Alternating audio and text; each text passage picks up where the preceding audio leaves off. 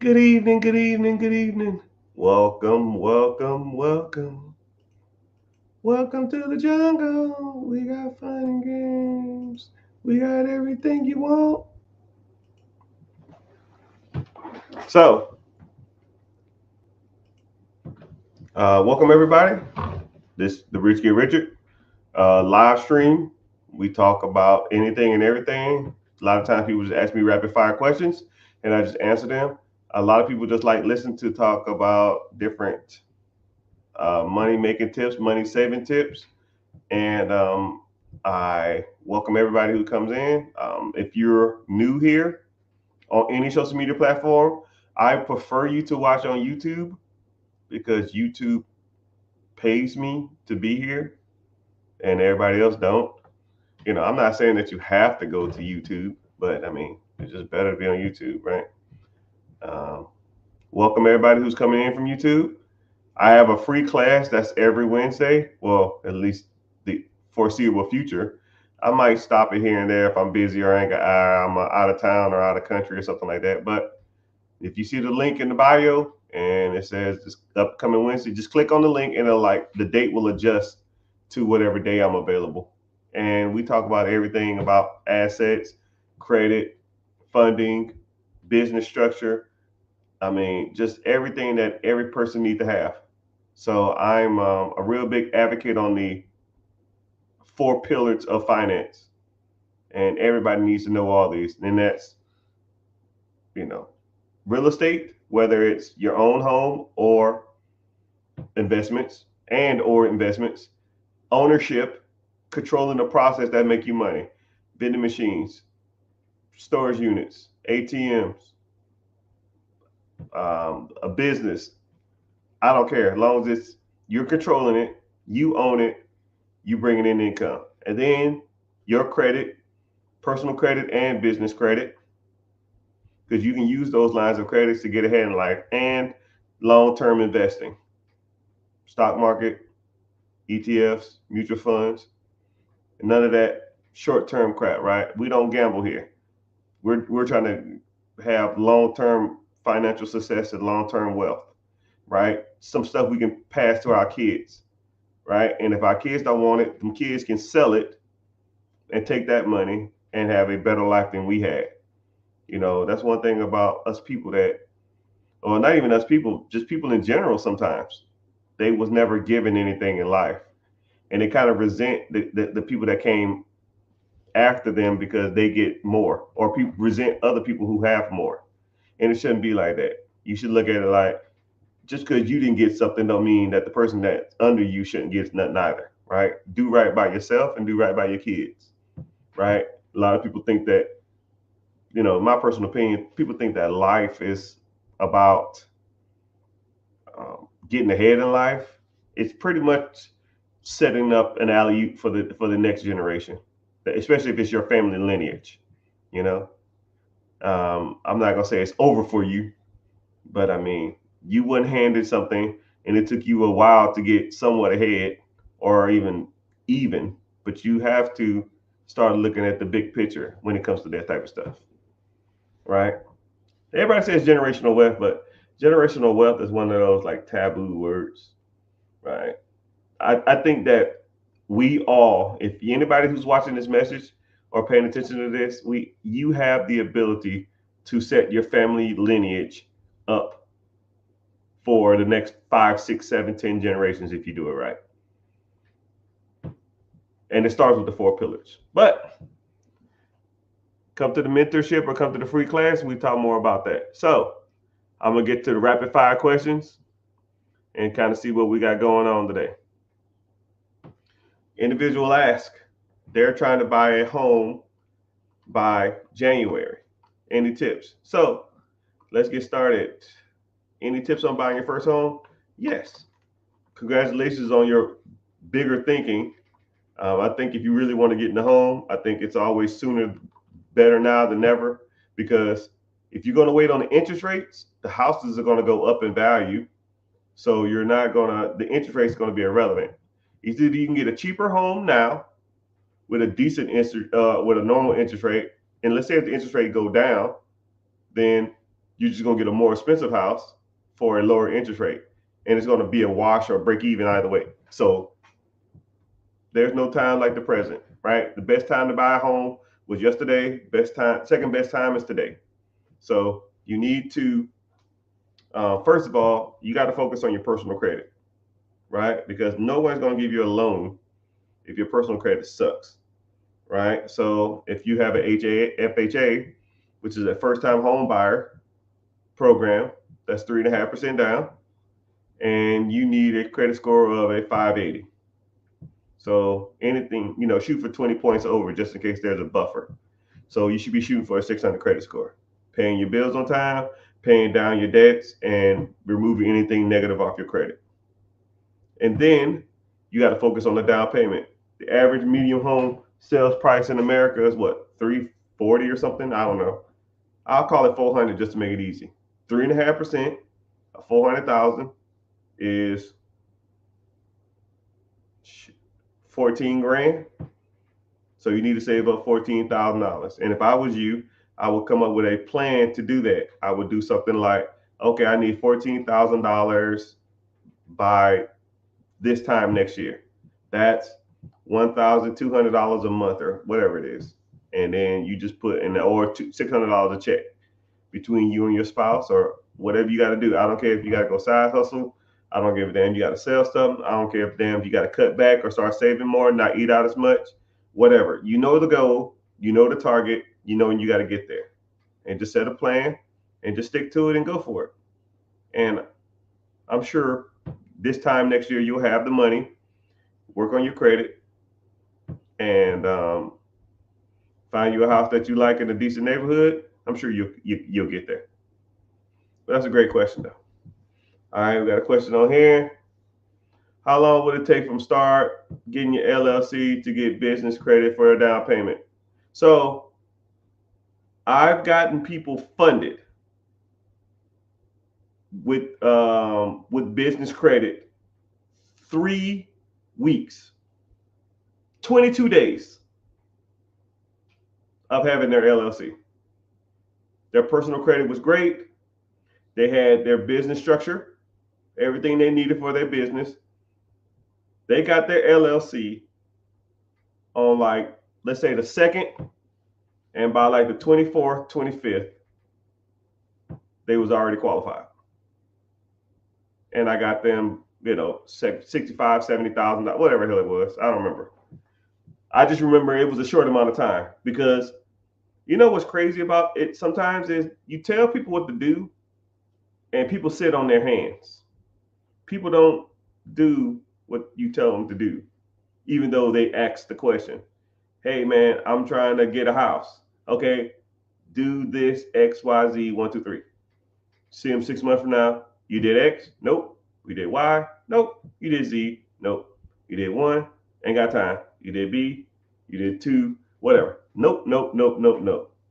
And it's just funny how it's like people want the knowledge on how to do stuff, but people don't want the execution of doing stuff. I don't ever really understand that. Why ask how to do something if you're not going to do it, right? So all you got to do is just do it, right? People say, what do I need for my LLC and all that kind of stuff for business funding? Cool. 1, 2, 3, 1, 2, 3, 1, 2, 3. Do this, do this, do this, do this, do this. And then they say, oh, wow, cool. And then I had one guy, and he was super, super serious. I was on a live on social media. And back then, I had a little kit that you can go get. I think I was selling it for like $5 or something.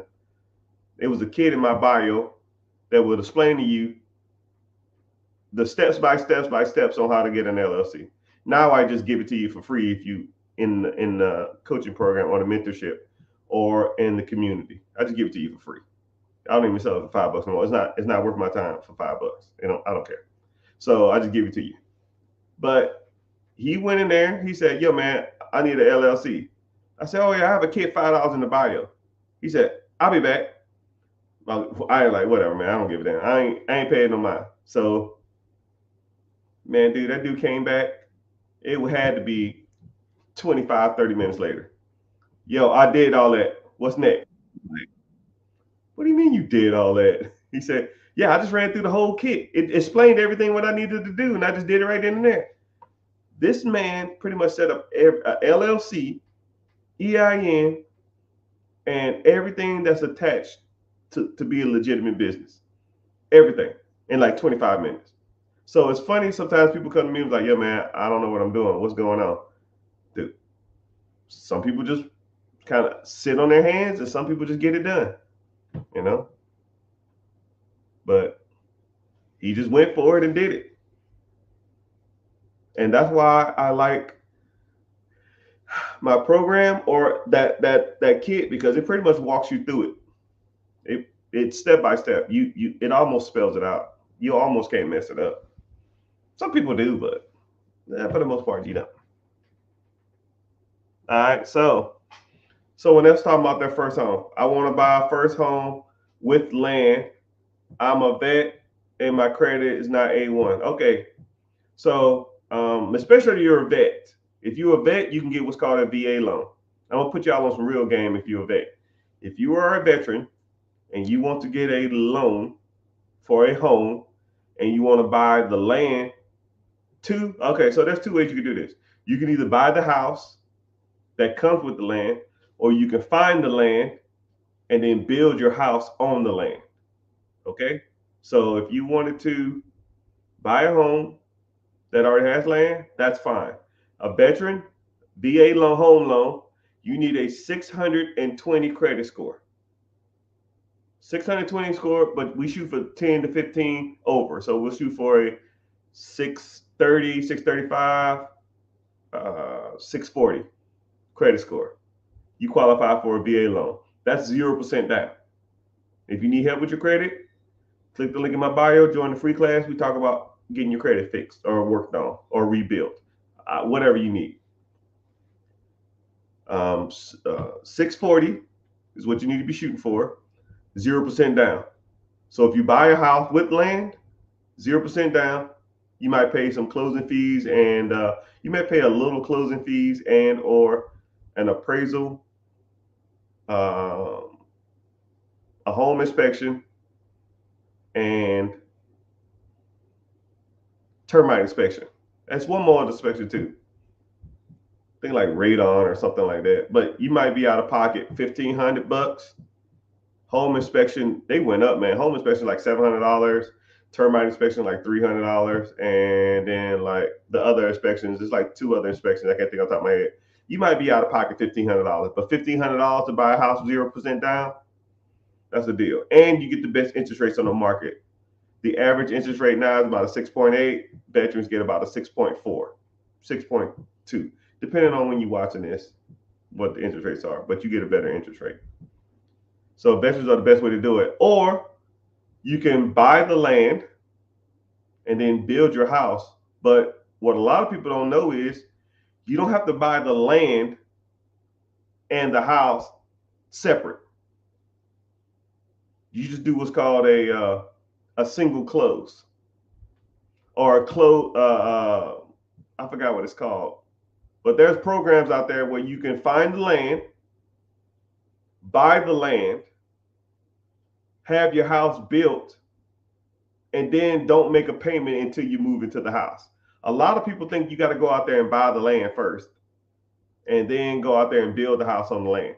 Those are two closings. You don't want to pay double closing. There are programs out there where you find the land and then you build the house, and it's all one loan, and you pay it after the home is built.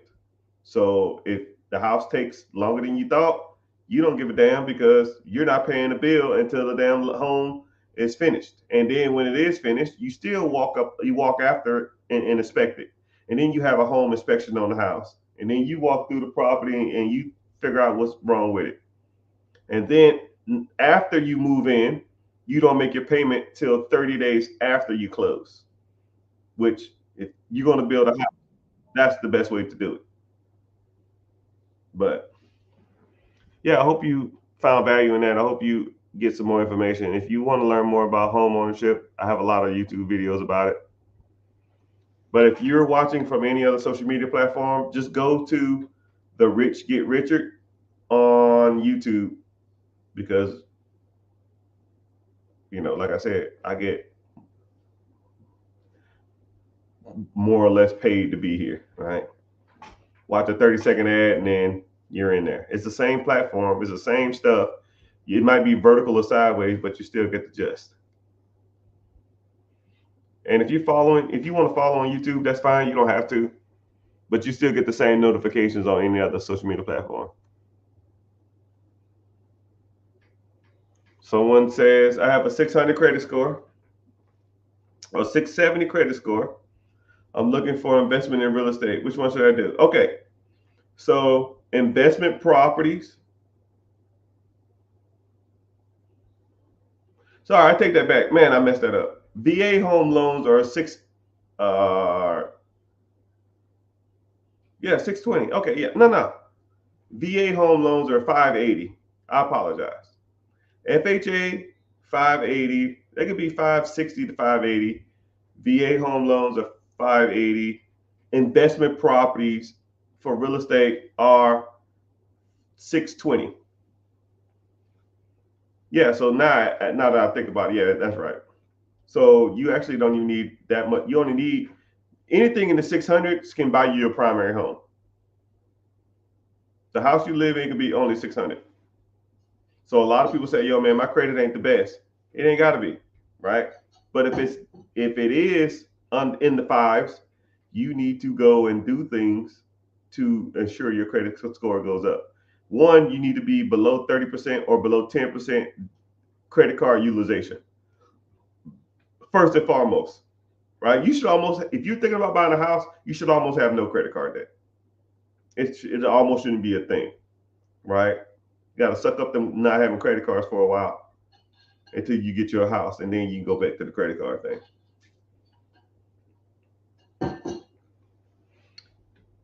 Someone said real quick, what is considered a bad credit score? So a bad credit score, so it's kind of a weird terminology, right?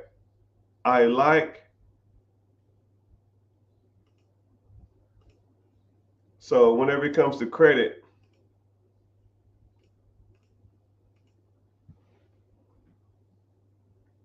there's my opinions of what bad credit is, and there's a lot of people's opinion of what bad credit is.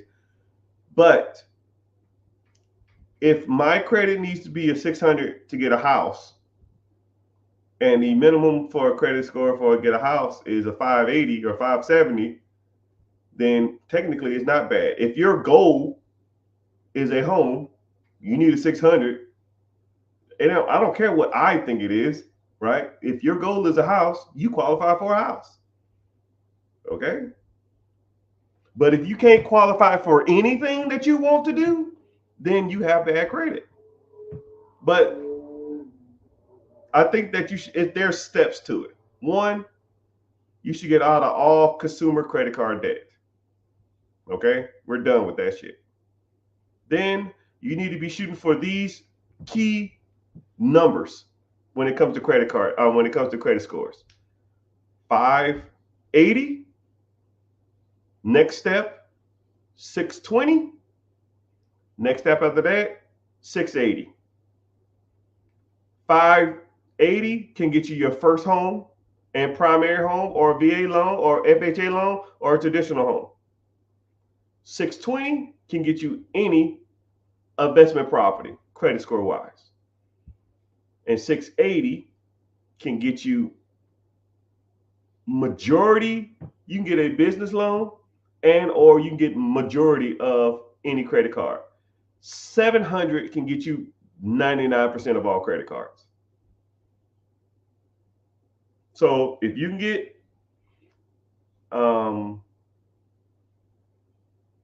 well, I'll give you 5 steps. I'll take that back. Let's do 5.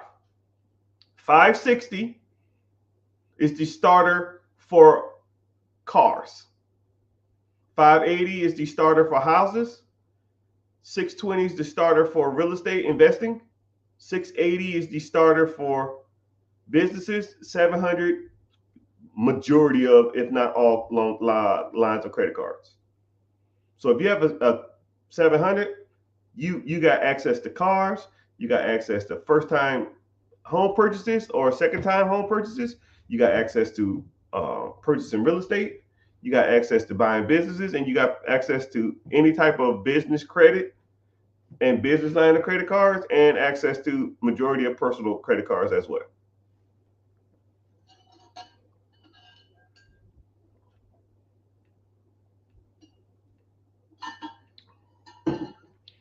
But that's a good question. So let's see what else we got.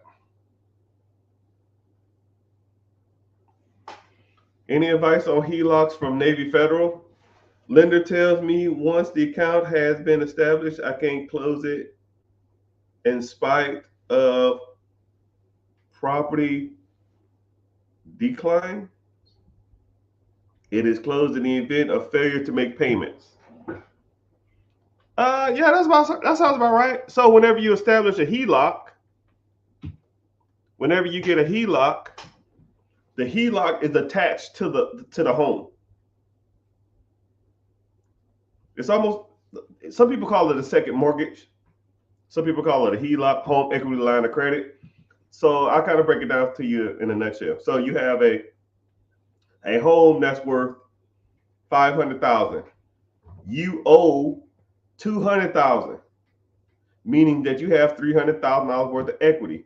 But why do you want to have that equity? You want to, use that equity for whatever. You want to buy some property. You want to pay off some credit card debt. You want to build an addition onto your home. You want to start a business. You want to buy a business. You want to do real estate. You want to invest. I don't know, whatever you want to do, use a HELOC for. So what they'll do is they'll take that HELOC and they'll put a second mortgage on your home. And that HELOC is almost now like a credit card. You can use it however you want to. So let's say you go and say, okay, I want to, whatever they approved you for, let's say they approved you for $150,000. Some lines of credit, they can go up to 90% of what your home is worth. Sometimes they do 75%, 80%. It depends on the bank and it depends on your credit and stuff like that. But let's just say they gave you a $150,000 equity line of credit. That means that you are tapping into that equity line of credit, and you use it's almost like a credit card, but it's attached to your house. It's $150,000. The interest rates are decent. They're better than credit cards. I know that much. They're like 8.5%, 9%, 10% now, depending. You slide that card, and it uses like a debit card, and they add they'll add that to your mortgage, right? They add up the balance at the end of the month, and then they send you a payment, right? Normally it's like 5% or whatever the payment is, minimal payment. So say if you went out with the Home Depot and Lowe's and bought a shed, the shed is $3,000. So they'll send you a bill for $70. You can pay the minimum payment of $70, or you can just pay the whole $3,000 back. But it's just like a glorified. It's like I can't explain. It's like a credit card, but against your house. If you pay it all off, you just still have $150,000 worth of equity or a HELOC in that house. If you use all 150, then you have to pay a payment of, I don't know, $2,000, $3,000 or whatever the hell it is. And as long as you're making those monthly payments, you're good. But if you default, then they're going to sell your house and they're going to take their $150,000 back plus the $200,000, and you get the difference. But pay your bills on time, you shouldn't have any issues. And then also, when it comes to HELOCs, what they're saying is it's always attached to your house, so you can't get rid of the HELOC. You can always pay it down, but it'll always be there. If you owe nothing on it when you sell your house, say you owe $200,000 still, you sell it for $500,000, the HELOC is at zero balance, you get the $300,000 difference. About simple as it gets. If you owe 50 on the HELOC, you owe 250 on the house, that's 250. You sell it for 500, you get 250. They pay the $50,000 on HELOC and 200,000 balance remaining on the line of credit or on the business loan. That's pretty much that in a nutshell.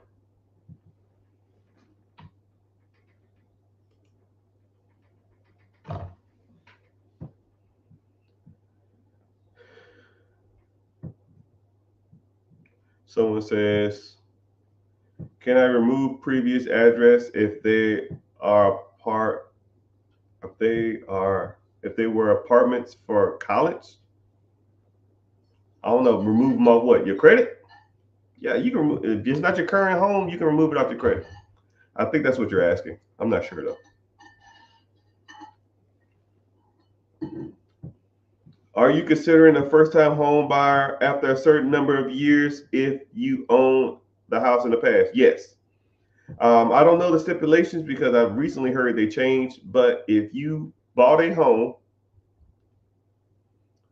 uh, I could, it's either 1 or 2 years. It's either 1 year, 18 months, or 2 years, right? Just for sake of argument, we'll call it 2 years.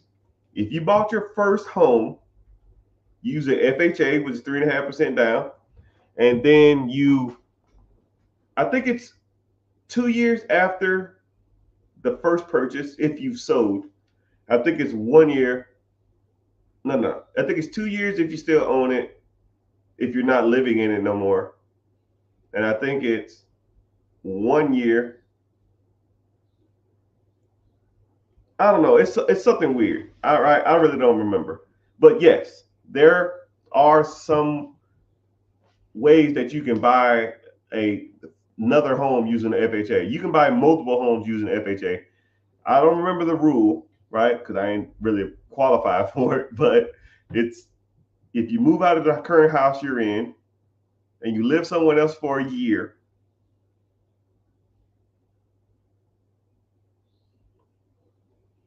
Okay, yeah, I think I got it. If you move out your current home and you live somewhere else for 2 years, you can qualify for another FHA home. If you sold the house you're in and then buy nothing else for a year, then you qualify for FHA. I think that's correct. But it is what it is. Maybe I'm wrong, but you just have to look up. Man, you can Google that. That's pretty self-explanatory. It's pretty straightforward. But yes, you can qualify for multiple FHA loans, especially if you sold the home or don't live in the home anymore. But if you don't live in the home, I think you got to wait like 18 months or 2 years. So you can actually buy a home, wait 6 months, move out, wait 2 years, and then buy another loan home at 3.5% down. I think that's what it is. That sounds right. Or if you sold the home, move into an apartment for a year, and then you can use your FHA again with 3.5% down. But you better off just instead of waiting a year, just using a traditional home loan, which is 5% down, especially if you made money on the property that you just sold. That's what I would do.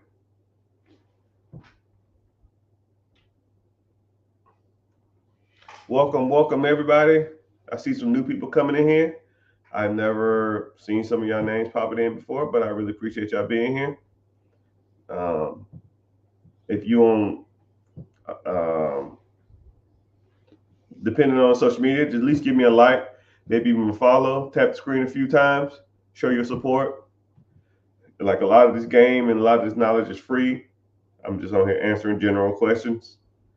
But like I said, I kind of give myself a plug. If you want to move forward on something bigger and better, you want to be really, really hands on and take your financial future to the next level.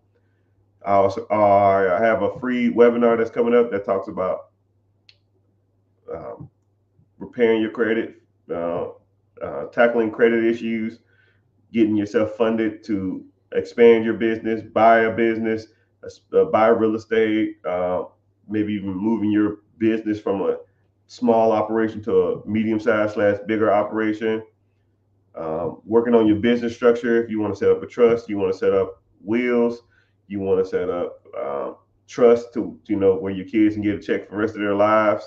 If you want to set up, you want to get into apartments, you want to get into syndication, you want to get into wholesaling, all that kind of stuff, man. We talk about everything. And you want to get into storage units, Airbnb, business acquisitions, absentee owned franchises. It don't make a difference. We talk about it all. But Journey of 1,000 miles. Start with one step. Click the link in the bio. Join the free class, and then we'll get started. So next question. Can you use an FHA after it has a Can you use an FHA after you have used a conventional loan? If you meet those parameters, if you meet the FHA parameters, which is don't live in a house for a year or sold your past house and not lived in anything for 2 years or something, you would have to look it up. But yes, a FHA loan, I know it stands for, it's like a first time home buyer assistance program, but that resets after a while. And also, too, what's cool is a VA loan. Every state VA loans have certain entitlements. So let's say in the state of, I don't know, Georgia's requirement for a VA loan is 755,000, meaning that VA loans you don't have to put any money down. If you have a VA loan, you put zero down, and your benefits are $750,000. Let's say you buy a $200,000 house, you live in that house for so many years, you can just go and now that $200,000 is going to be subtracted from your overall. But yeah, you got to, and then you got to go up in value too. You can't go down in value. You have to go up in value. So you buy a $200,000 house, then you buy 250,000, and now you use $450,000 of your entitlement, but you have 750, which means you can flip up again to a $300,000 house. But you got to wait, I think, a year, 18 months. You probably got to look up the bylaws, but yeah. But back in the day, I knew a guy who flipped up 5 times. Yep, 5 times, 5 houses, 0% down, kept all 5 houses. So when people say you can't find money in deals or you need money to make money, no, you don't. You just need to know what the hell you're doing. First home was like 80 grand. The next home was 120. The next home was 190. Next home was 210, or something like that. Just kept buying and buying and buying till his entitlement ran out. But now he's making enough money in cash flow to put a down payment on a regular house, which is an investment property. And now you're off to the races. But that's how you do it. Right? Keep flipping up. Keep flipping up. But yeah, if y'all are, I appreciate TikTok, Facebookers,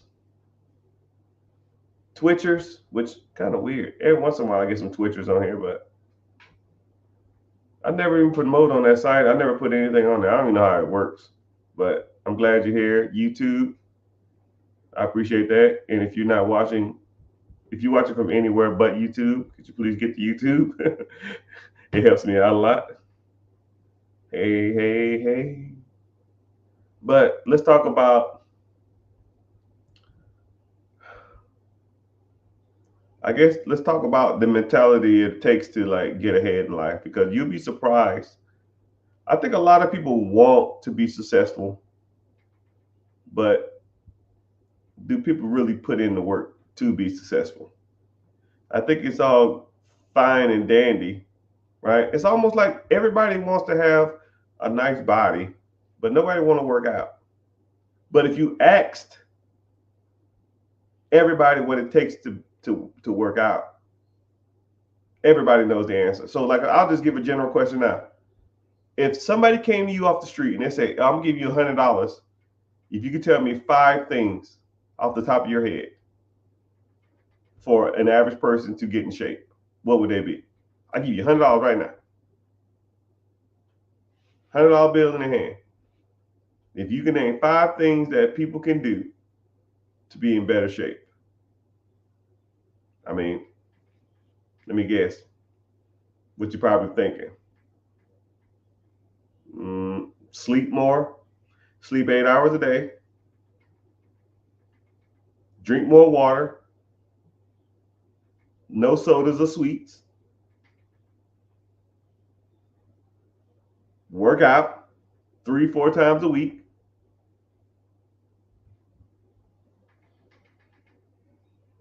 eat more protein. Right? Something along that range. Drink water, sleep more, work out 3 to 4 times a week, maybe an hour a day for 3 times a week. Stay away from the sweets and soda pop and eat more protein. That's probably 90% of y'all answer. And then, but America is one of the most obese places in the world. The point I'm making is that we all know the answers on what you need to do to be successful, right? America is, statistically, or we're some of the smartest people. We have access to a lot of information. And then everybody, I feel like, is a know-it-all. Oh, have you ever heard of this? Oh, yeah, I know that. What about this? Oh, I seen that. What about that? Oh, yeah, I done that. Yeah, everybody knows everything, right? So what's the point? Why am I even talking? Right? You ask 100 people how to get in shape, they can tell you off the top of their head. But we have one of the biggest countries in the world. Right? I bet you everybody would earned $100, but I bet you everybody who got that $100 probably wasn't even in shape.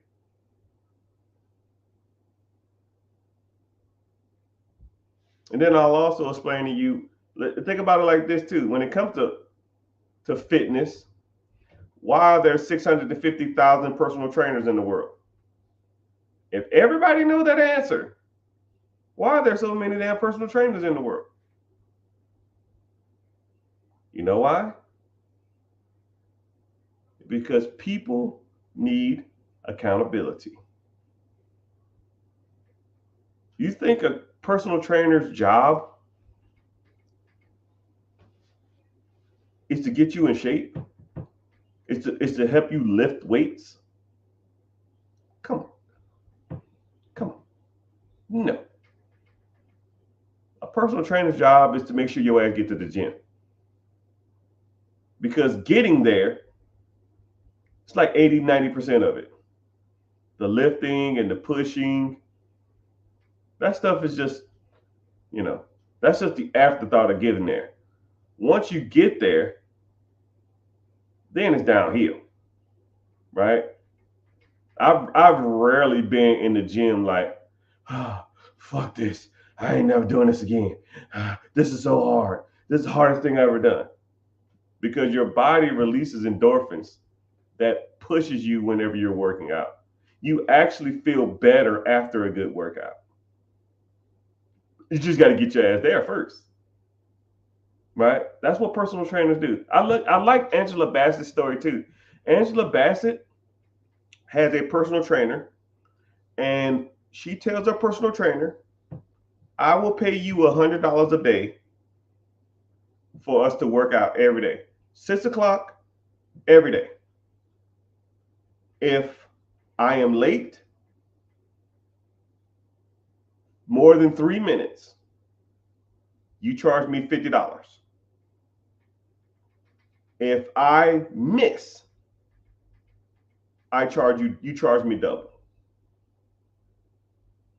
And if I complain anytime doing my workout, I'll pay you 3 times as much.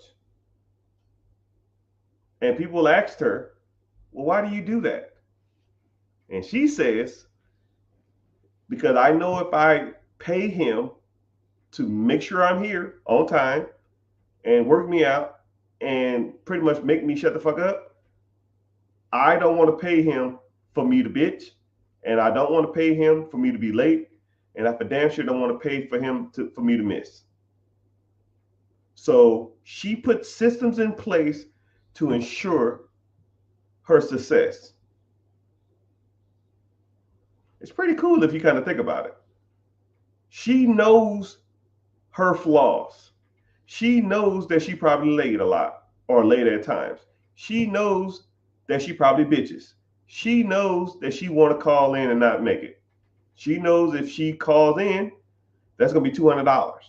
She knows if she goes in there and bitch, about not wanting to do it, she gonna have to pay $300. She knows if she shows up late, she's gonna pay $50. So she's established systems, people, and teams to ensure her success.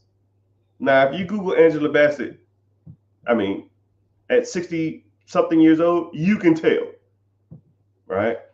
You know when people work out a lot. She's not messing around. And then I ain't even gonna go to her nutrition enough, nothing, but she has no junk in her house, and her chef pre-makes her food. He'll come over like Mondays, Wednesdays, and Fridays, makes her breakfast, lunch, snack, dinner, and it's color coordinated. It'll have like B, L, S, D on it. Breakfast, dinner, lunch, snack. And then she has a couple things in a pantry, and it says Angela Snacks, just in case shit happens. But if you get bored, you can just go Google Angela Bassett body, and you'll say, wow, she's 65? And you see why. Because it takes discipline. It takes hard work. She has systems and teams in place to ensure her success. Now, I'm going to put this on y'all. I'm not even going to make it about weight. What systems, teams do you have in place to ensure your success? Who's holding you accountable? Your boss? He don't give a damn. You just do the job to make his boss money or the owner money. You go about your way. Talking about real systems, some real progression, not work. Work is not a progression. Work is just a necessity to get through life. What systems you got in place? Who's holding you accountable? Who's ensuring that you are investing, focusing on your credit? Who's ensuring that you're going ahead trying to find real estate deals? Who's ensuring that you're going ahead trying to find businesses or cash flow producing assets? Who's doing that? I'll wait. It's a handsome young black guy with two thumbs. That's where I come in, right? Because what I do is I give you a lecture. We have Q&A. I give you homework. I give you a lecture. Whatever the subject is of the day, we learn everything about that subject. And then we're going to put some homework there. We're talking about investing today? Cool. We're going to open up brokerage accounts. Mr. Richard, what's a brokerage account? Glad you asked. Let's talk about it. Now go open it up. And then next week, yeah, who opened up a brokerage account? I did. Well, I ain't get a chance. Well, why not? I've been busy. Busy doing what? And some people don't like to be held accountable. You want to be mediocrity for the rest of your life? That's fine. Not up in here, though. Not up in here, my boy.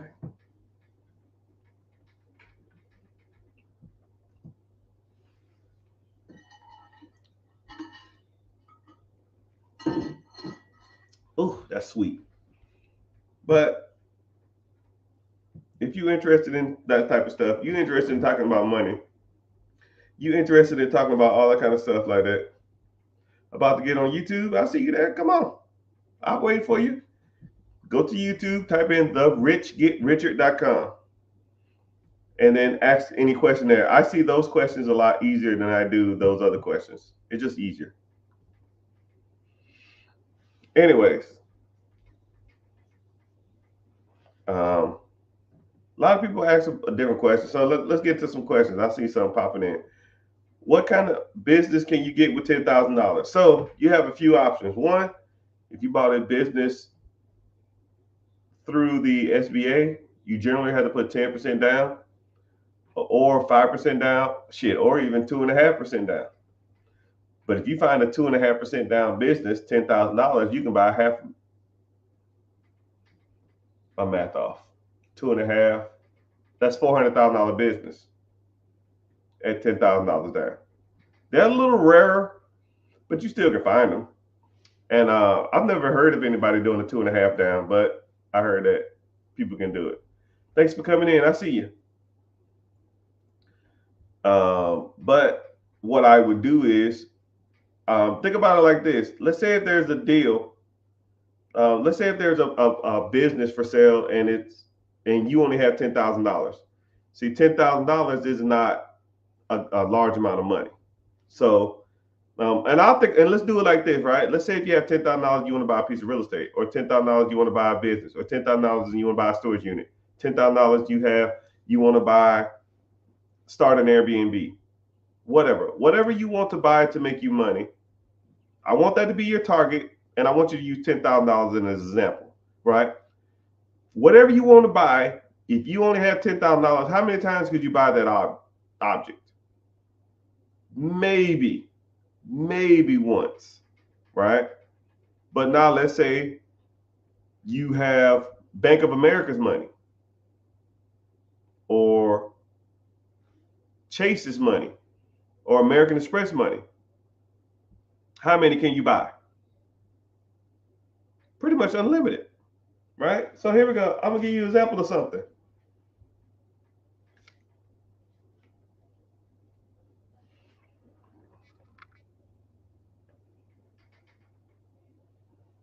$30,000.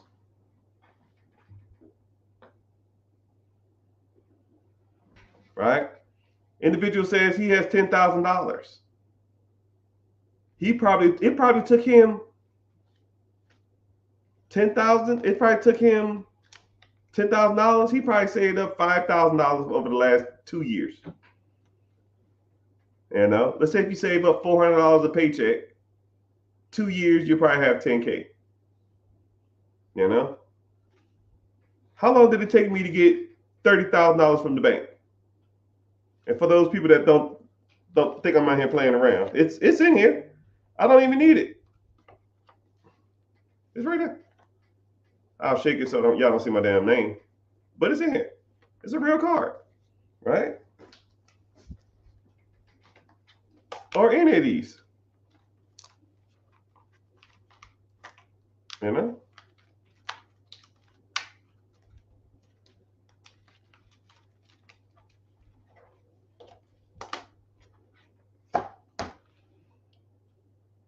Now, it takes you 2 years to raise $10,000. It takes me 2 days to go out and get $30,000 from the bank. Now, what would you rather have? $30,000 of someone else's money or $10,000 of your own money?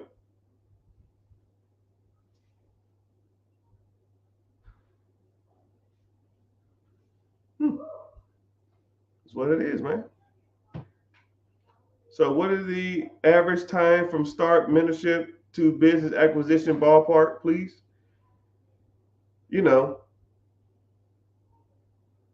It really depends on the person. It really depends if you have your ducks in a row too, because before we even get to diving into businesses, you have to evaluate, you have to look at yourself and see if you have everything that's ready to receive a business. I mean, I'll use baseball as an analogy, right? Someone says, yo, man, I got drafted to an MLB team.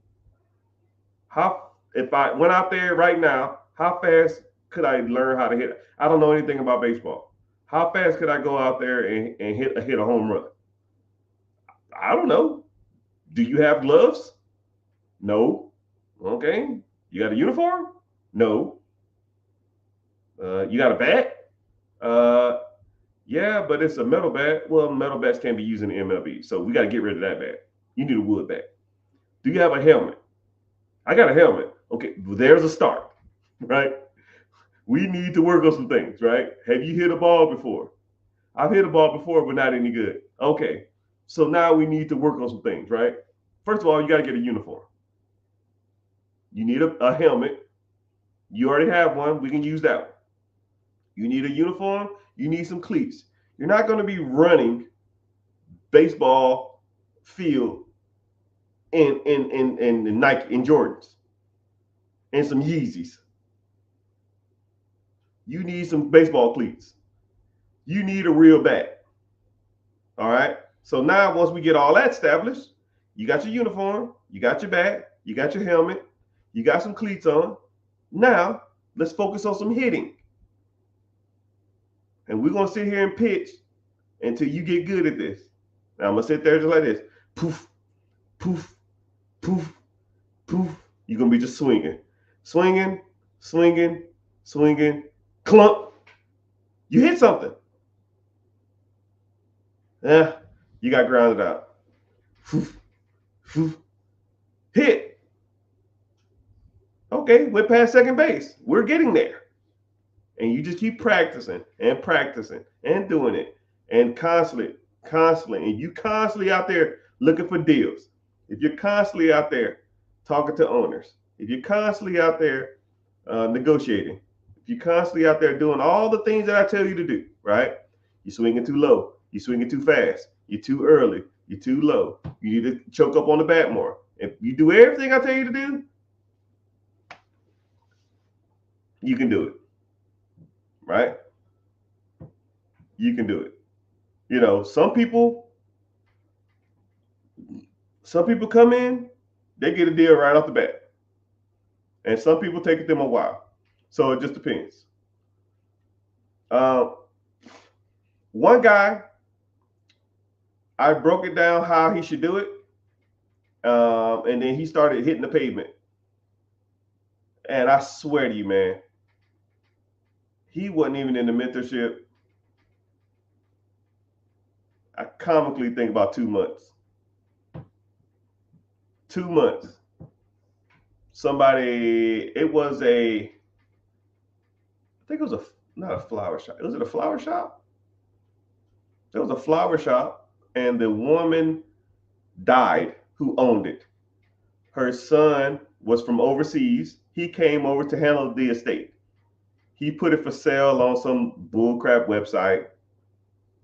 He found it. The guy says, I don't want to do nothing with it. I'm moving back overseas. I'm trying to sell this while I'm handling the estate here. And he was like, okay, what do you want for it? I think it was $120,000, but it was absentee and it made $105,000 a year. And the guy said, you don't even have to pay me now. I don't need the money. You can just pay me later. So you're willing to do some owner financing. So he owner financed, listen to this shit. He owner financed an absentee business from a guy who mom died, who business it was. The guy lived overseas. He'll take payments over time. He just didn't want to deal with it no more. He couldn't because he was overseas. He didn't want to deal with it. He just wanted to receive money from it. And he calls me and talking like, yo, man, this shit works. Of course it fucking works. What do you think I'm out here playing around? Right? And he said, what do I ask? What do I talk about? Cool. I gave him like 6, 7 key points. These are the things you need. You need this right here. Make sure it has this. Make sure it do this. 1, 2, 3, 1, 2, 3, ABC. All right, cool. I'll text you back. I'll call you back later. I don't know. 3 hours later, he texts me and said, that was awesome. And I sent him a gift like this.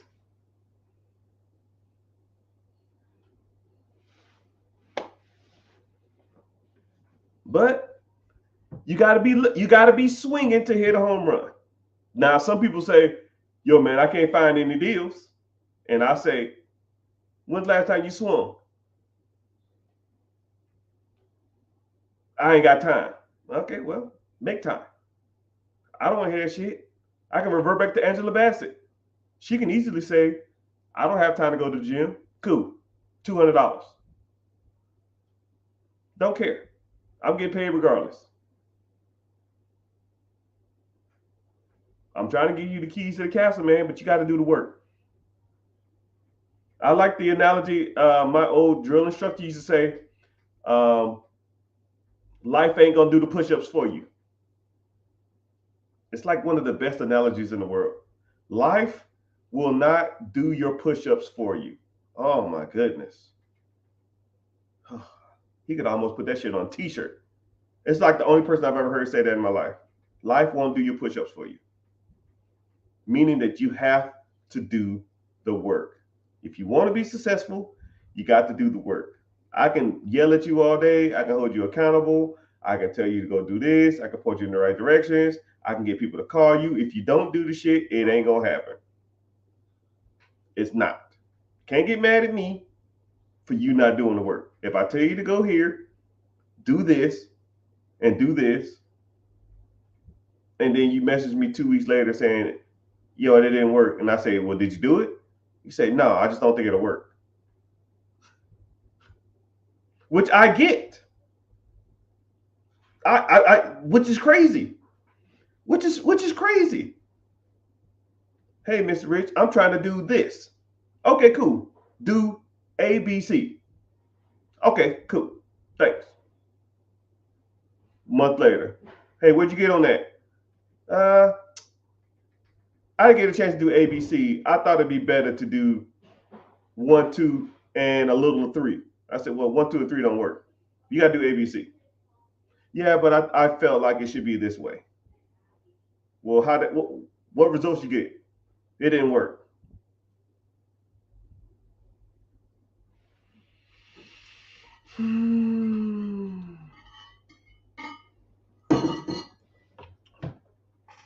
And then message me a week later, man, I don't know if this stuff even works.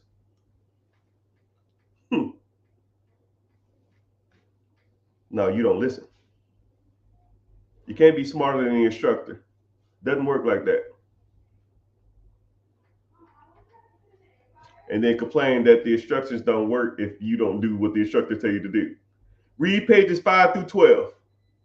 Yeah, I didn't really read 5 through 12. I kind of understood that. So I just skipped ahead and read page 25 through 30. Okay, well, the test is on 1 through 12. Yeah, I felt I already knew that. Okay, here you go. Here's your test. Yeah, I failed.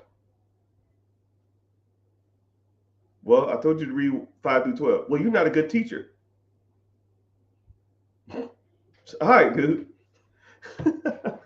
Hey, TT, what's happening? TT Love 2288. What is that? What the hell is 2288? That's your birthday? February the 2nd, 1988? You're not 35. 36? I thought you was younger. TT, what's happening?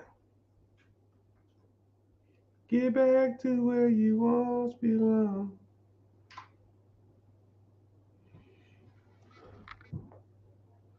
What can I do with 6,000? Wow, that's the same thing I just answered earlier, right? $6,000. What you need to do is be working on your credit, working on your business structure, and going out and raising funds from the banks, right? I'll show it again. This is me getting.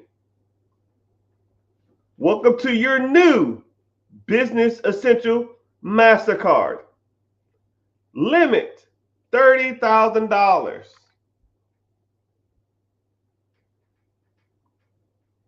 Welcome to your new Essential Business Card. $30,000 limit. Now, what would you rather have? $6,000, $10,000, $15,000 cash? Or $60,000 of someone else's money that you can use however you want?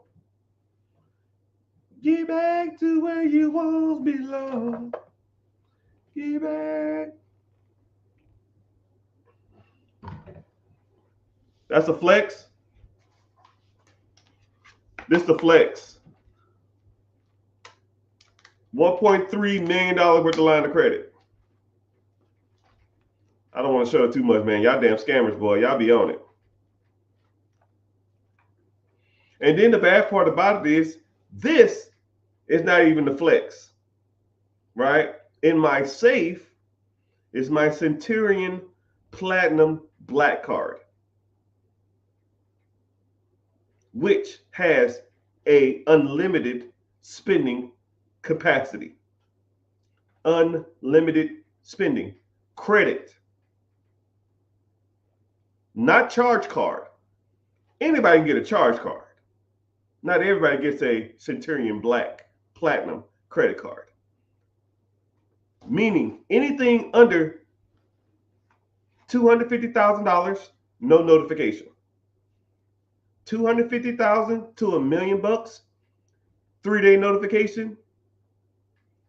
$1 million up, I have to give them a week notification, meaning that I can go charge $1 million company on a credit card, $1 million house credit card, a Bugatti on a fucking credit card, 2 Ferraris, a Lambo. I go down to the Ferrari dealership, whatever, like, yo, I want it all. What it costs? What do you mean you want it all? I want the whole process. Well, including inventory, it's gonna be like $6 million. Cool, here you go. Click, click, click, click, click, click. It's a black metal card. Click, click, click, click, click, click. They say, damn, this guy ain't playing around. But I gotta give him a week notification. But let's be real. If you want to talk about a flex, that to me is more of a flex than any of the other shit, right?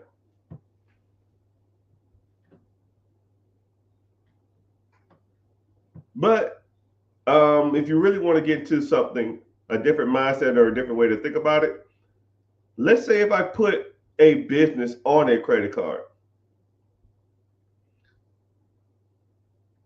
Let's say the business costs $1 million, but the payment on that credit card for a year, let's say it's $250,000. But the business makes you in cash flow $500,000 a year. Would that be a good purchase? Right? Would that be a good purchase? If I bought a business for $1 million on a credit card, boop, my credit card payment every year is $250,000. Let's say it's $20,000 a month. But the cash flow from the business is $500,000 a year.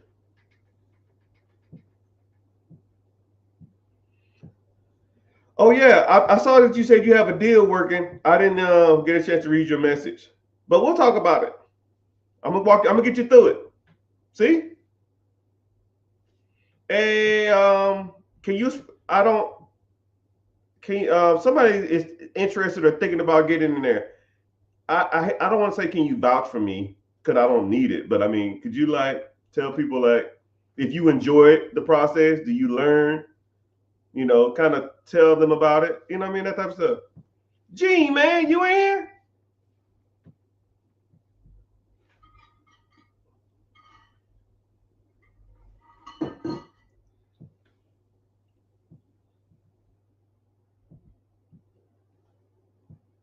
Hey, don't get the bragging now.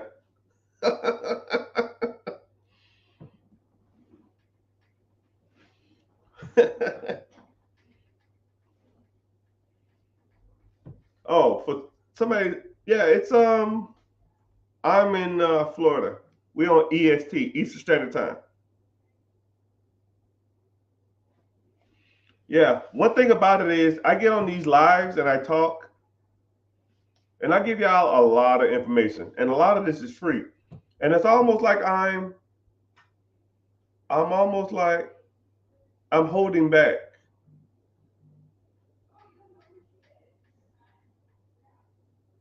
I'm holding back. I hold back a lot of information, right?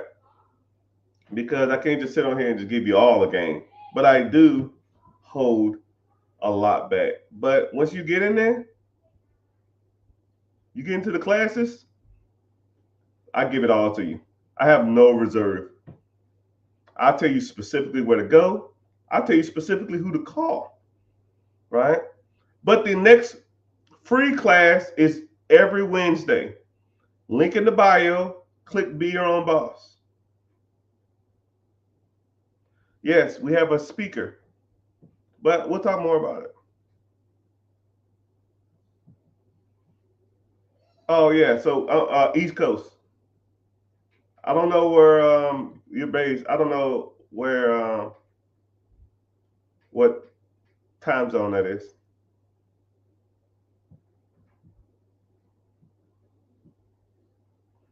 Can you find one business on Rhode Island that doesn't require owner to be working?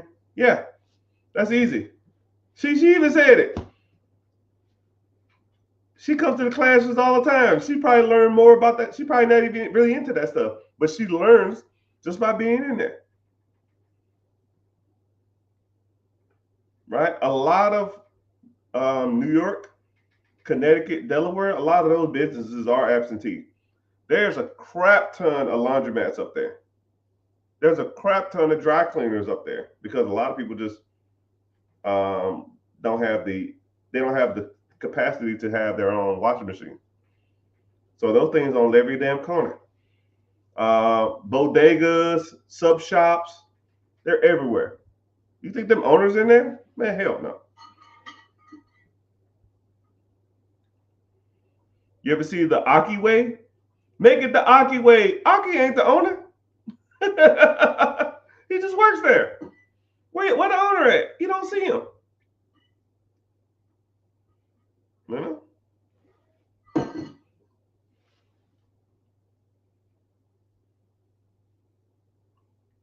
I don't know. I'm gonna look it up. I don't think he is though.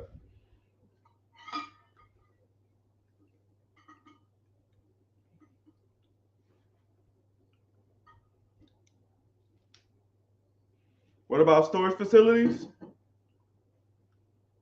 Storage facilities, yeah, you can get into that if that's what you want to do. But storage facilities are kind of weird because storage facility. Let me take this pill first.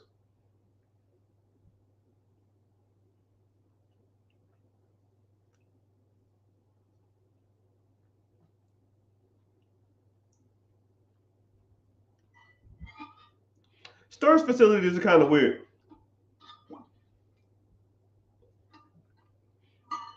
You ain't got to. It's all good.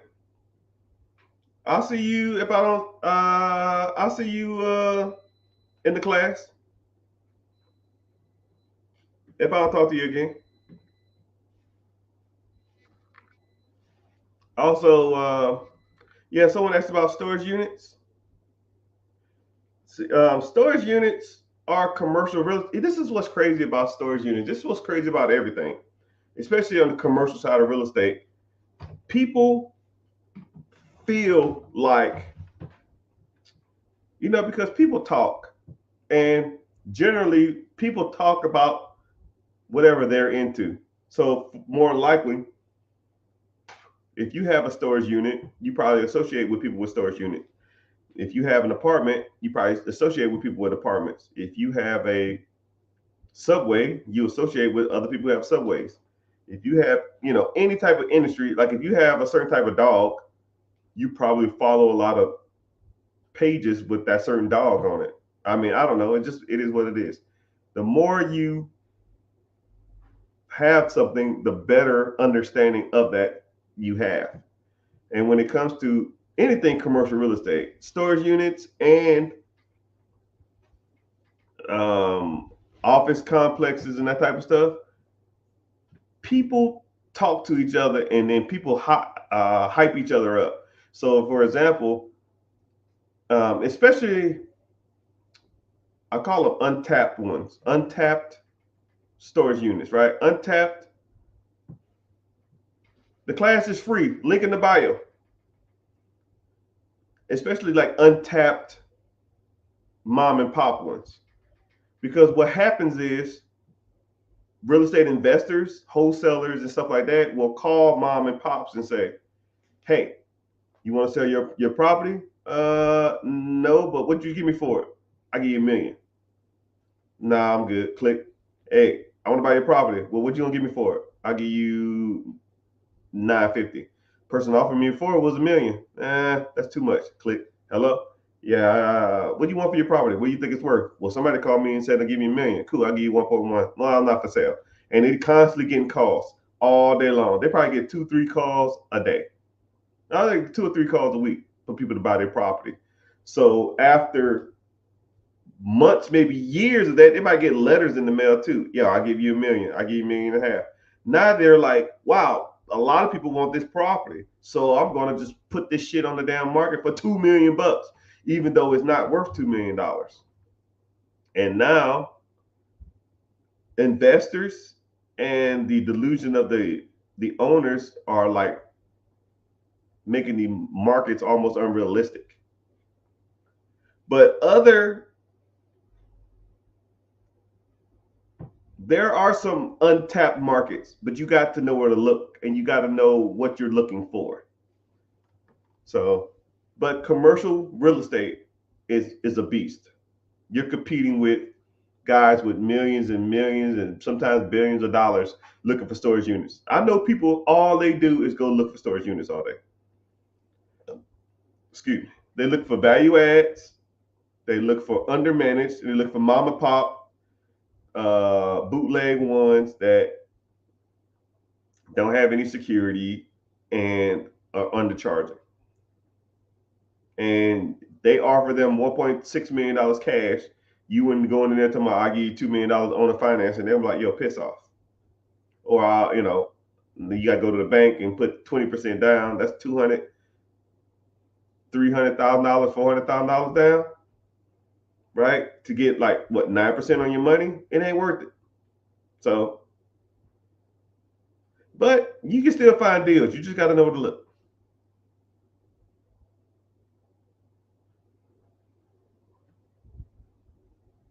You got to know where to look. You got to know where to look.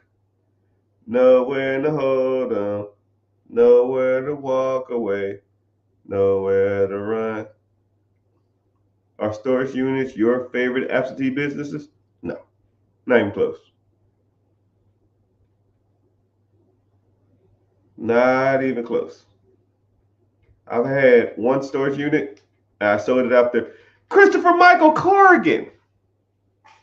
How are you doing, man? My BFF is in the house, even though he been slacking on his friend duty. I'm gonna replace you with my dog. I'll see if he's still in here. He probably not. He probably just strolled through and keep and bounce out of here. Yeah, strolling through. Can you buy a business with a DSCR loan? DSCR loans are pretty much reserved for real estate. But in all honesty, DSCR loans, they're kind of overhyped. I've done two and I wasn't impressed. So the DSCR loans is okay. So to even get in a DSCR loan, you have to put a down payment, right? And then what happened is they will cover you up to what the property can secure in rent. So for example, let's make these numbers easier. Say there's a piece of property that's worth $100,000. You get it under contract or get a purchase agreement for, I don't know, let's say $70,000, right? But it's worth 100.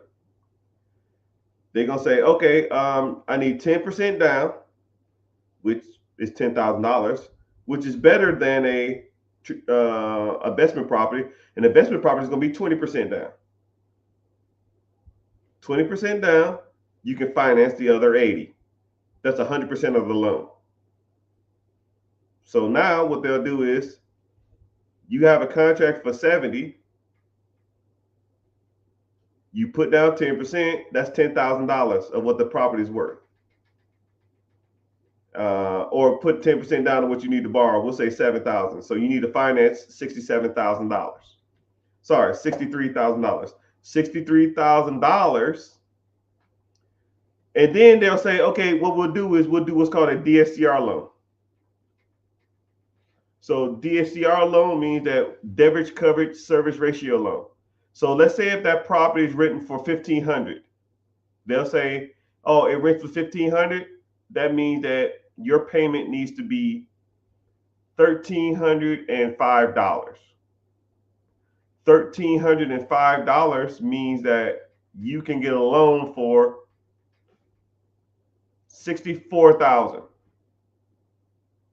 So $64,000 means that you probably got to bring another $1,000, $2,000 to the table.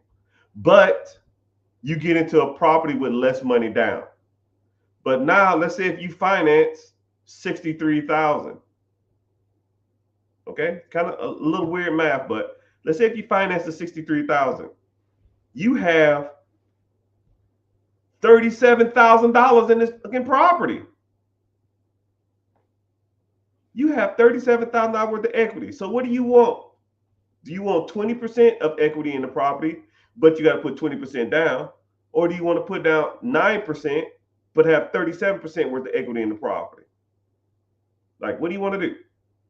I know that it's kind of like confusing, but you almost better off sometimes just putting 20% down and getting a loan for 80% of the value of the home versus putting 10% down.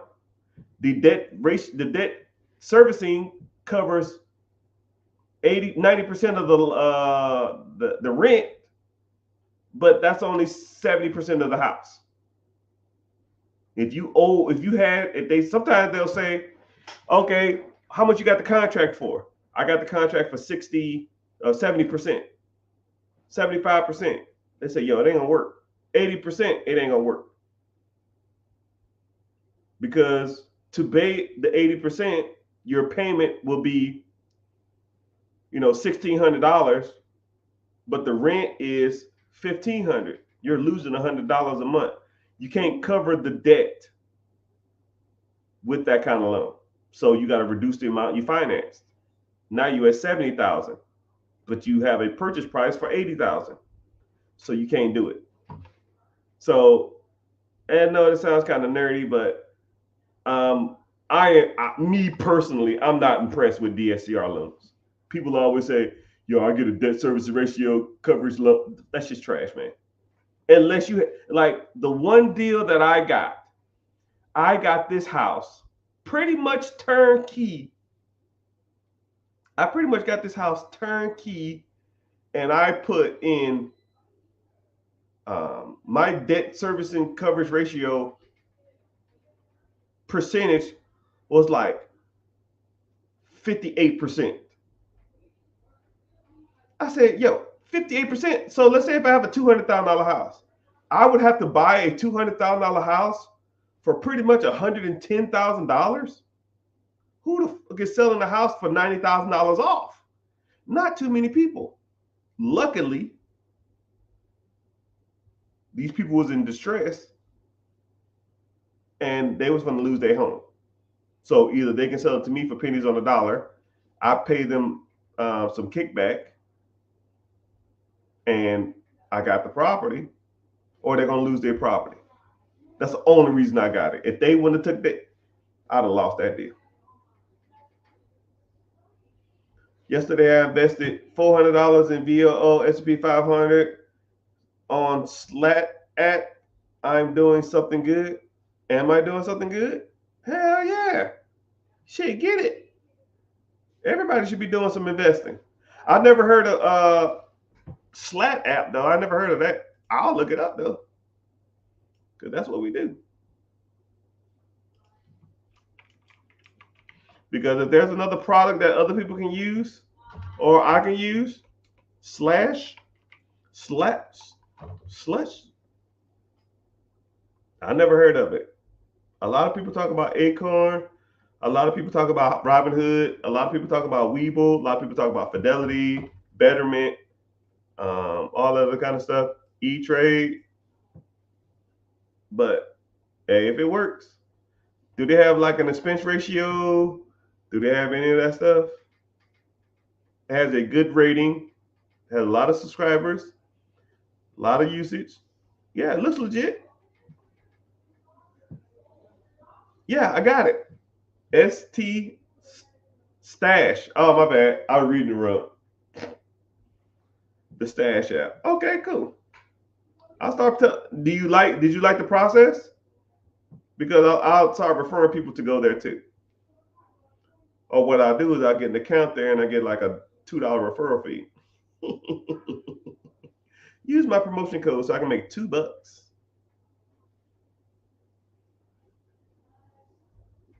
It's all good. Easy process. Took a minute, and then you connected it to your checking account or debit card, and then do you have to? Do they do automatic deposits, or do you have to do it every month?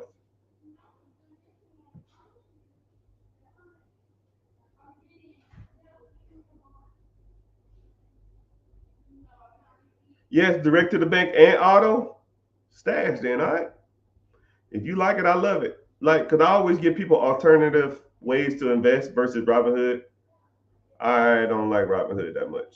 Robinhood restricted trading whenever GameStop was killing their ass. GameStop would have went out of business, man. Or a lot of these hedge funds would have lost billions of dollars more than they supposed to. Are mobile homes or tiny home good investments? Yeah, if you buy them right. But if you want to learn more, Brown, we have a free class in in a little bit. So click the link in the bio and join the free class. How long does it take the credit union to reflect your disputes on your credit? So what I like to people to do is I call it the smoke clearing, right? Because if you go in there and just start like, and all honesty too, every credit bureau and or every financial service reflects credit differently. So whenever you go to dispute, or they say if I went in somebody's credit report and I started knocking some stuff off, right? And let's say if I removed 8 late payments, 5 misspellings of your name, I added 3 good accounts, and your credit score, according to Identity IQ or whatever credit monitoring service you have, if it went up, I don't know, if it went up 50 points, I don't know. It takes every bureau is a certain day. I call it it's generally I call it every 35 days. So whenever we dispute, you have to give it 32 to 35 days after that dispute is cleared to reflect on your personal credit, the TransUnion, Equifax, and TransUnion and Experian. Whenever it reflects on that, then it reflects to all the credit card companies and stuff like that too. So generally, it takes 32 to 35 days. What do you do to do legal start a business? Well, first of all, no, hey, what's up, man? How you doing, Jr.? First of all, you need to start doing is you need a place, you need an entity, right? S corp, C corp, sole proprietorship, and or an LLC, a limited liability company. So yeah, that's the start. First of all, you got to establish what kind of entity you want to get. LLCs are the easiest to start, and they are the most common ones. But whenever you start moving up in the ranks and getting more money and getting more employees and getting more know-how, and you want better tax advantages and stuff like that, then you got to start moving up to that other stuff. But I tell people to always start with an LLC. With an LLC, you're gonna need a tax ID. It's like the social security number for your business. You get that from the IRS. That is free. You go get your LLC or S corp or C corp. You get your LLC from the Secretary of State, and or you can go to like houses like Buzzy or LegalZoom, but that's the start. But if you want me to walk you through that whole process, I mean, it's not that hard. Well, it can be hard, but it's a lot more that you need to start doing, right? And I can just give you the website links and take you straight there, right? I had one student. Well, he really wasn't a student. He was just a guy that wanted information. I gave him the links to go do it. He pretty much had everything he needed for an LLC in 23 minutes. What's the difference between the Vanguard ETF, Vanguard Index Fund, and a Vanguard ETF? One tracks, one is a specific sector, and the other one is the top companies tracked from the S&P 500, which is appreciate it, man. It's tracked through the Standard & Poor's 500. So I'll give you a kind of overview, a synopsis of what that is. The S&P 500 stands for Standard & Poor's. It was two guys that what they did is they said that we want to track the top 500 companies on the Dow Jones or the NASDAQ. We want to see what the top companies are. And what they did is they ranked the top producing or the top companies that make money in America. And it's only one criteria. It ain't about who the CEO is. It ain't how long the company been around. It ain't who's more in the press. It ain't about Democratic or Republican. They don't give a shit. It is the top money producing companies in America in order. That's it. No politics, just money. And if you don't make the cut, a company that's 501 and a company that's 499 makes or break the amount of money you receive. It's almost like coming in last place in the Olympics. Being at the Olympics is its own thing, even if you do come in last. I'd rather go to the Olympics and come in last than be the first runner-up that didn't go. Because I can always tell people, yeah, I was an Olympian. Not everybody can say that. Only 500 companies in America can say, yo, we're on the S&P 500. That's tracked as the top companies in America. So whenever you want to track, or, one thing I like about ETFs are when you invest in an ETF, you get all top 500 companies in America. It's not tracked by me. It's not tracked by the government. It's tracked by a company, and all they do is look at the top 500 companies that make the most cash. That's it. So let's throw some numbers out there. If you had to guess, what would be the number one making money company in America right now? Anybody want to guess? If you had to look at the top of the S&P 500, which means the top company, top-based American-based company in the nation, what would you guess? It's an actual company. Someone said oil. No, not oil. Not Amazon, not Berkshire Hathaway, not Apple, not NVIDIA, not Boeing, not Amazon. Y'all are close. Not NVIDIA. NVIDIA is up there. NVIDIA is kicking some butt. Someone says Libby. Someone says Tyco, no. PayPal, no. Someone says BlackRock, no. BlackRock is a hedge fund. Hedge funds don't generally track on the S&P 500. They're not a company. They're a group of investors who invest their money. GameStop, I don't think GameStop is even top 500. Microsoft, someone said Microsoft, and you would be ding, ding, ding, ding, ding, ding, ding, ding. Correct. Microsoft is the number one company in America right now. Makes the most money. All right, let's go for number two.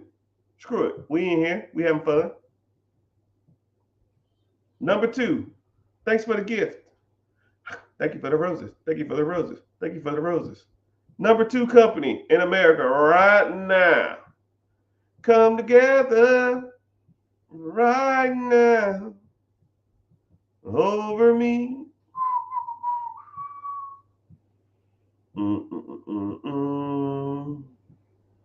Some people say Tesla.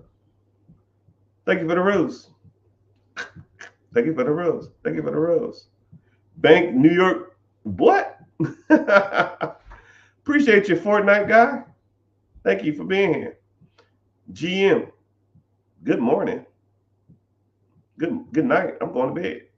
Or good morning, however you want to see it. The answer is Apple. Good job. Apple. All right, so what's the number 3 company in America? Everybody knows Microsoft. Everybody knows.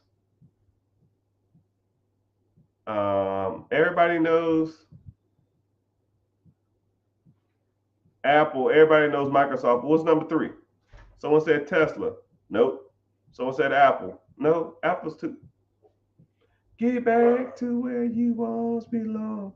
Facebook. No. Hell, Samsung. Hell no.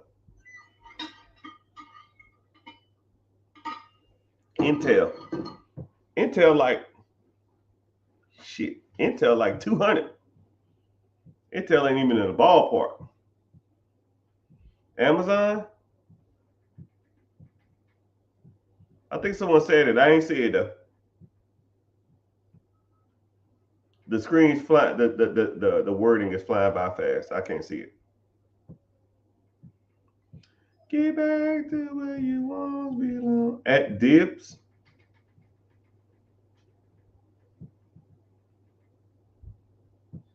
I'll give you a hint if y'all didn't say it already. It starts with an N. Google? No. Get back to where you once belong.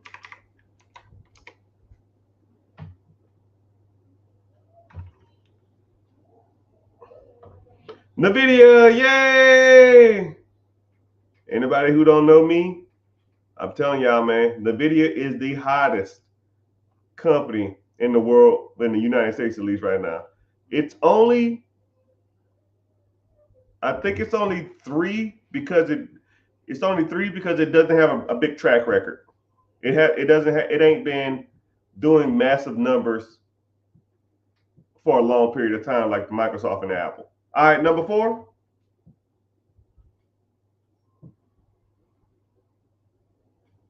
right, what's number 4? Don't ask me, $1 million baby. What is that? A groan? All right, what's number 4? We have Microsoft, Apple, NVIDIA. What's number 4 on the top companies in the world or in the United States? Don't ask me, $1 million baby. I ain't never represent, baby. I feel like paying $1,500 for a 500 square foot home, complete the full of people, the greatest scam that no one's talking about. Yeah, about right, man. Boeing, Nationwide. No, you just said it. Triple. You said as much money as you spend at this company. Don't ask me, $1 million baby.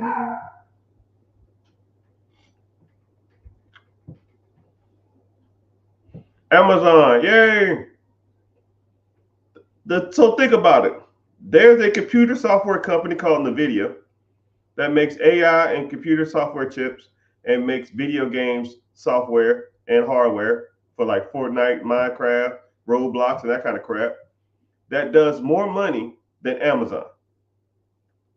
It's nuts to even think about. It's almost crazy to think that there's other companies than Amazon, Apple, or Microsoft that's doing those kind of numbers. Yeah, it's nuts. Yeah, Amazon is 4. Okay, let's go for number 5. What's number 5? Thank you for the gifts. I appreciate it. And for those who just got here, I got a free class coming up. Click the link in the bio and join the free class. Don't ask me, $1 million baby. So number 5.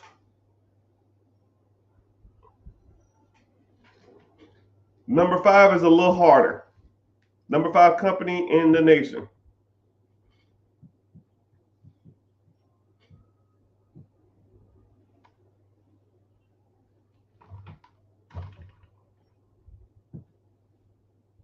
$1 million baby.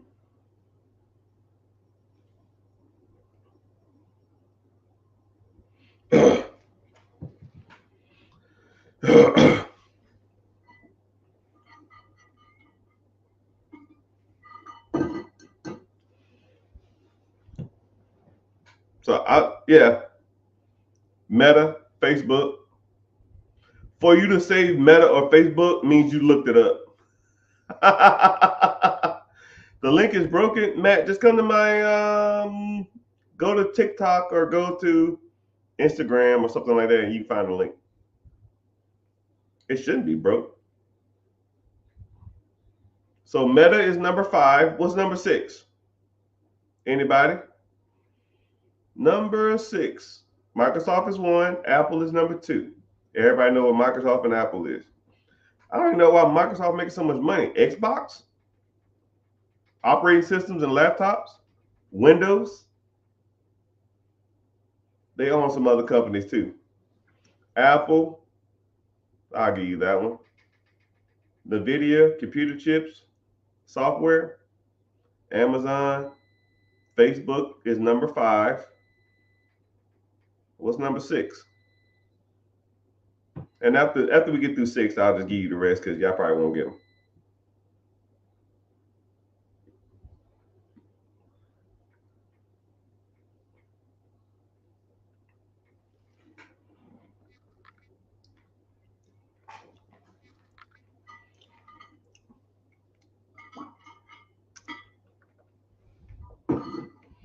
Number 6 and number 7 are Google.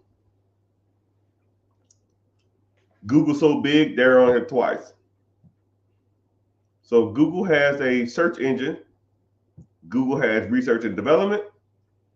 Google has YouTube AdSense, which are 3 different companies. It's so big that it's made up of 3 different companies.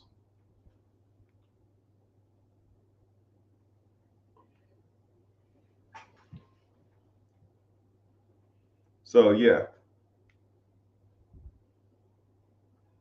because of clouding computers. Oh yeah. So yeah, next is Berkshire Hathaway, Libby, and Chase. Chase and JP Morgan combined. Broadband Lilly dropped off the top 10. And out of the top 10 companies in the S&P 500, out of all the 500 companies, 33% of all the money in the United States are in those 10 companies.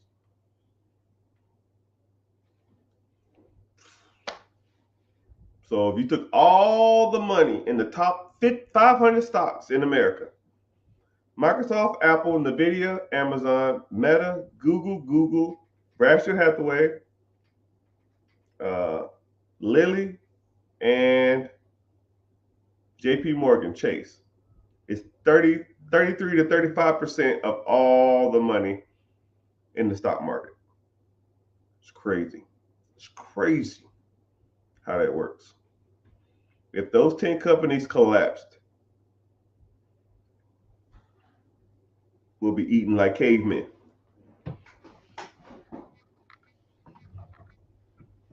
But hey, what do I know? I'm glad y'all watching and glad y'all following and glad y'all listening.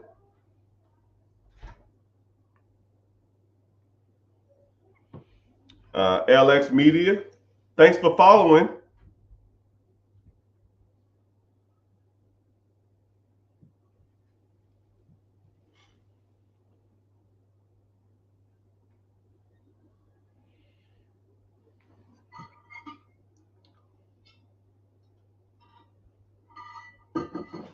Someone asked a question. I'm gonna stroll back and kind of get to it. I missed it.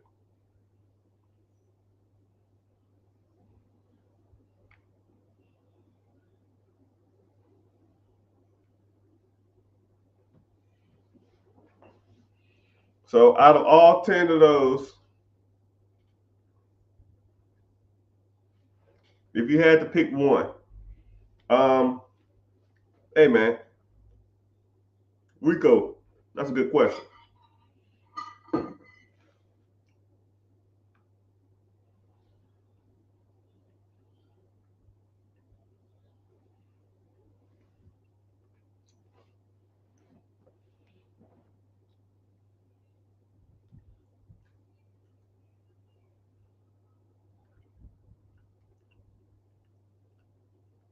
If I had to invest in the top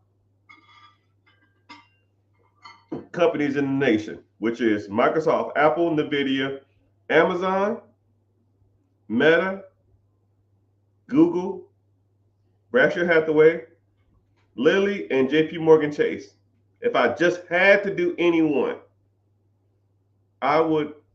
Okay, I'm gonna give you a short term, middle term, and then I'm gonna give you a long term play. Short term, you gotta ride the big horse in the room. Nvidia is the hottest stock pretty much in the nation now. I know people who manage major hedge funds. I know people who work at their big Wall Street execs. I know people who work for big think tanks, meaning that they sit in the room all day and they analyze the market and they advise, you know, the big dogs. They're called think tanks. They're just people, nerds that just sit around and talk about money all day. And they give their opinion on where the stock is going to do, making $100,000 to $500,000 a year just sitting in the room talking about money all day. I wish I thought about doing it. I got a couple job offers, but I hate working for people. So Nvidia is the hottest thing since sliced bread now, and I think it's going to be like that. And it has so much upside. It hasn't split. It hasn't reached its full potential. It has nothing but upside. AI is not going anywhere anytime soon. Computer chips ain't going anywhere soon. They're just getting smaller and better.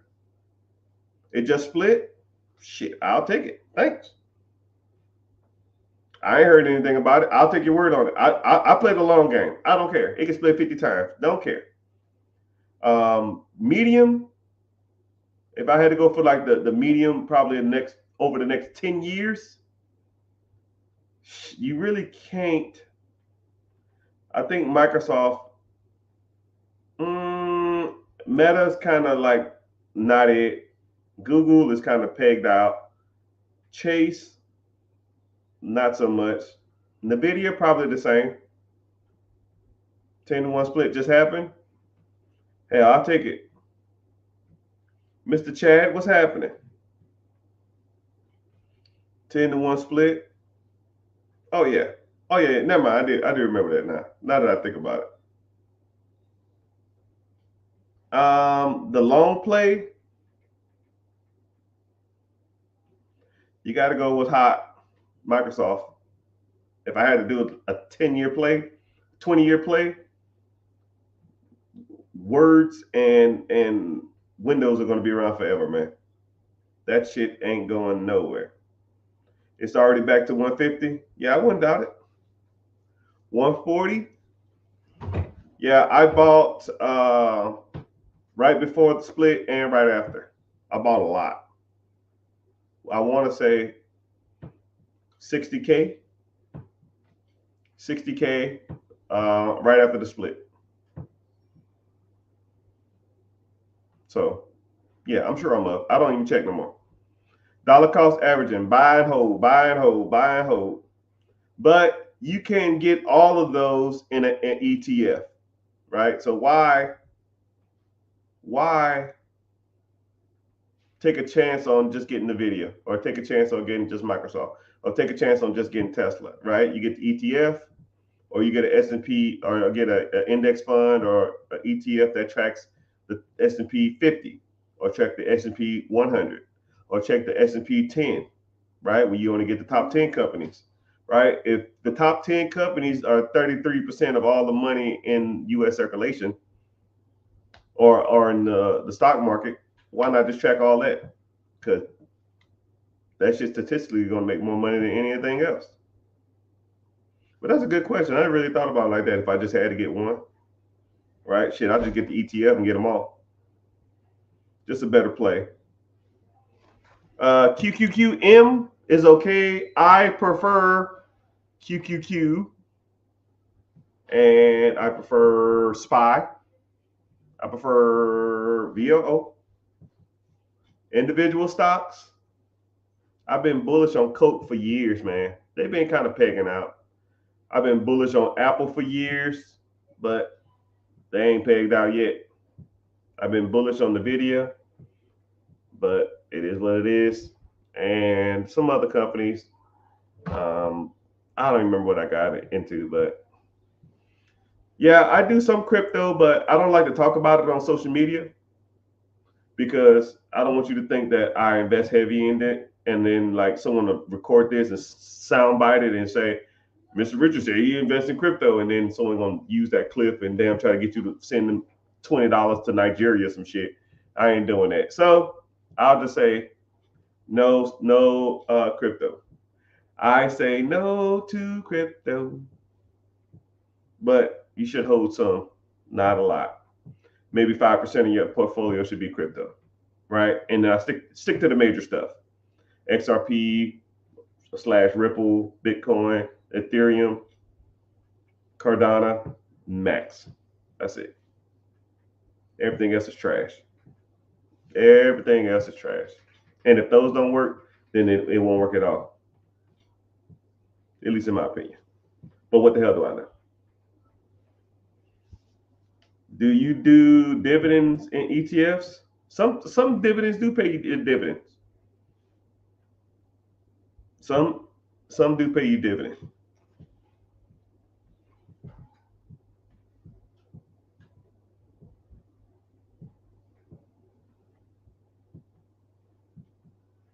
But yeah, shit, I got a damn. Shit, I gotta go somewhere in a sec. Damn. But I'm gonna give a quick disclaimer and quick due diligence. Oh my goodness. Oh. So if y'all watching on any social media platform, Facebook, Instagram, YouTube, Twitter, Twitch, um, Clapper, I don't know. I'm on everywhere, right? But I stream to all different places. If you on there and you find value in this type of stuff, just make sure you follow, turn your notifications on, and next time you come through, ask the questions that you want to ask. If you're more serious or serious about, maybe even fixing your credit, you serious about getting into real estate, becoming a real estate investor, buying your first home, you're interested in buying a business, you're interested in buying storage units, you're interested in buying assisted living facilities. I don't give a damn. You're interested in ATMs, side hustles. I had an individual message me the other day talking about, yo, I want to buy one of those ice machines that sit in the parking lots. Yo, that's too easy, right? They're like $25,000, $30,000 a piece, right? If you want to get business credit or business funding, you can put 3 of those on a card, find a location, and then whenever the money starts coming in, just pay off the credit card debt or pay off the line of credit. And then when the line of credit is paid off, everything after that is yours. It's profit. You can sell it to someone else, or hell, you can buy an existing ones. Too easy, man. That's the type of stuff we talk about. I have a free webinar that's coming up. Link is always in the bio. Sign up. I don't sell your information. I won't flood you with text messages. I'm not that type, right? Like if you want to join and you serious, let's go for it. If not, you have a good day. But hope you find value in this. Make sure you following. And yeah, have a good day.